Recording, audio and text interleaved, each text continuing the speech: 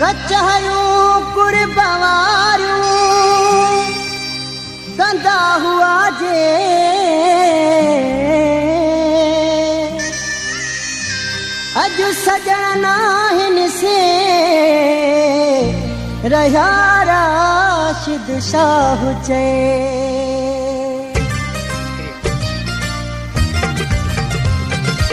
उहे माण्हू अलाए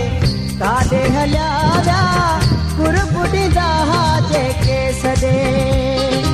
उहे माण्हू अलाए काॾे हलिया विया कुरबुॾींदा जेके सॾे कुरबुॾींदा जेके सॾे प्यार कंदा जेके सॾे कुरबुॾींदा जेके सॾे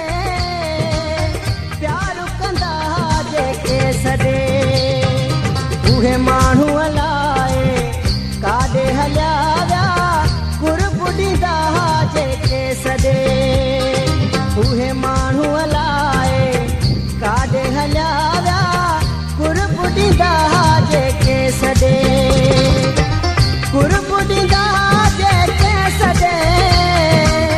प्यार कंदा जेके सॾे उहे माण्हू अलाए काॾे हलिया विया कुरबुॾींदा जेके सॾे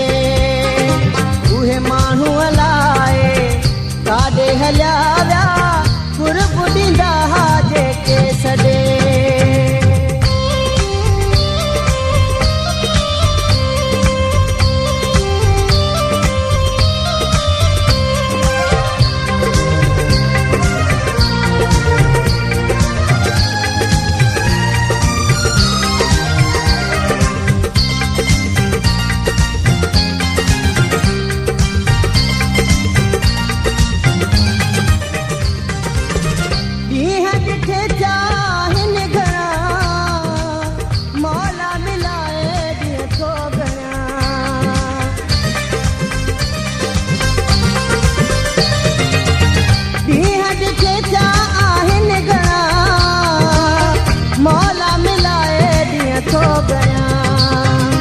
उहे माण्हू अलाए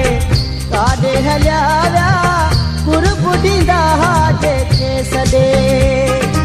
उहे माण्हू अलाए काॾे हलिया विया कुरबुॾींदा जेके सॾे कुरबुॾींदा जेके सॾे प्यार कंदा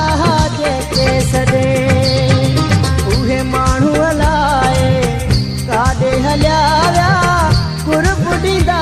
जेके सॾे उहे माण्हू अलाए काॾे हलिया विया कुरबुॾींदा जेके सॾे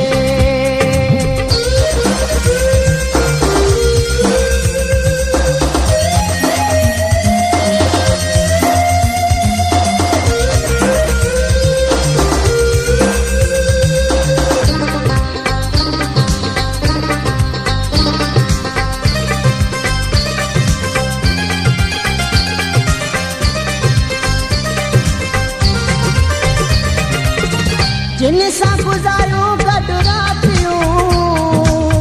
जिन सां थियूं मुलाक़ातियूं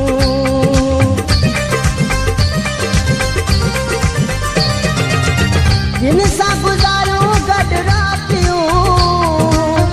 जिन सां थियूं मुलाक़ातियूं उहे माण्हू अलाए काॾे हलिया विया कुरबुॾींदा जेके सॾे उहे माण्हू अलाए काॾे हलिया विया कुरबुॾींदा जेके सॾे